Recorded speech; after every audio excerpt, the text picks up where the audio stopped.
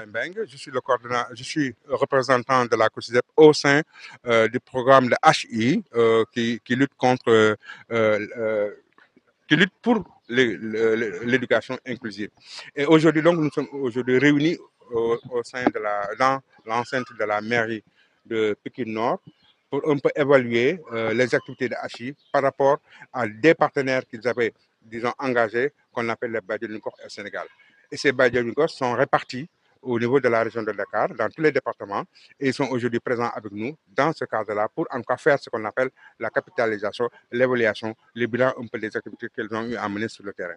Alors, à partir de leur déclaration, il est apparu que, effectivement, il y a des avancées importantes au niveau donc de recensement des enfants qui sont dans les maisons et qu'on avait honte de sortir avant, mais aujourd'hui, donc, grâce à Hachi, qui sont en train de sortir et c'est pour ensuite les enrôler au niveau scolaire. Mais cet enrôlement aussi au niveau scolaire pose d'énormes problèmes parce que déjà, ça pose un problème d'accessibilité par rapport à la distance, par rapport aux marches, par rapport aux escaliers, par rapport en tout cas, au transport tout simplement de ces enfants-là qui ne demandent qu'à aller étudier. Mais malheureusement, quelquefois, les conditions de déplacement, les conditions disons, de mobilité posent énormément de problèmes. C'est pour cela que nous lançons un appel important, un appel pressant à tous les maires, à toutes les personnes de toute façon qui peuvent encore changer un peu la situation de ces enfants-là, de le faire, nous leur tendons la main pour leur dire que ces enfants, ils sont là, ils sont handicapés, c'est vrai, mais ils sont fiers de leur handicap et ils veulent aller à l'école. Il faut qu'on les aide à aller à l'école et eux, maires, ils sont très bien situés pour le faire. L'autre élément aussi, c'est important, et ça s'adresse directement au ministère de l'Éducation. On a vu que même si ces enfants-là sont recensés, les écoles qui peuvent les accueillir sont très minimes.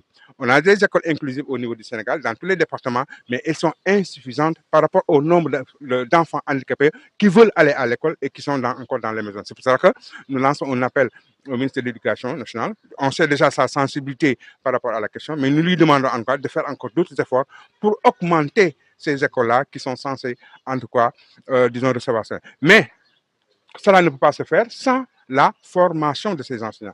Parce que les enseignants, quelquefois, ils sont dans le désarroi devant les enfants qui ont des besoins spécifiques, mais qui ne peuvent pas, eux, enseigner à cette sphère parce qu'ils n'ont pas été formés à ça. Donc, il faut une large formation de tous les enseignants, une formation par rapport à tous les types de handicaps pour que ces enfants-là puissent encore bénéficier, disons, d'un encadrement pédagogique adéquat.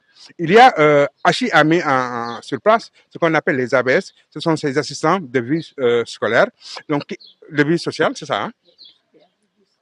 De vie scolaire qui aident en quoi les enfants handicapés qui ont des handicaps, qui les encadrent au niveau des écoles, qui les encadrent pour apprendre les leçons, qui les encadrent pour bien suivre en classe, etc. En quoi qui sont là, et ces ABS, on les appelle des ABS, jouent un rôle extrêmement important et aujourd'hui, ils sont payés particulièrement par, disons, le projet HI.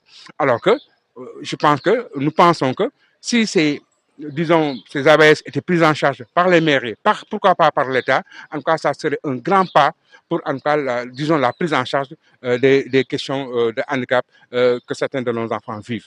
Alors, il est important de le dire parce qu'aujourd'hui, un pays comme le Sénégal, qui a des besoins de développement, qui a besoin de tous ses enfants, qui a besoin de toutes ses filles pour se développer, ne peut pas se permettre de laisser en rade 7,3% de la population, parce qu'effectivement, dans la population sénégalaise, il y a 113 pour 1000, les 113 sur les 1000 personnes qui vivent au Sénégal vivent avec un handicap. Et ça, c'est des forces vives, c'est des forces importantes dont le pays a besoin pour, en tout cas, booster notre développement. On ne peut pas le faire sans ces personnes, sans tout le monde, sans l'inclusion. Et quand on parle d'inclusion, on pense particulièrement aux personnes vivant avec un handicap. Merci. C'est bon?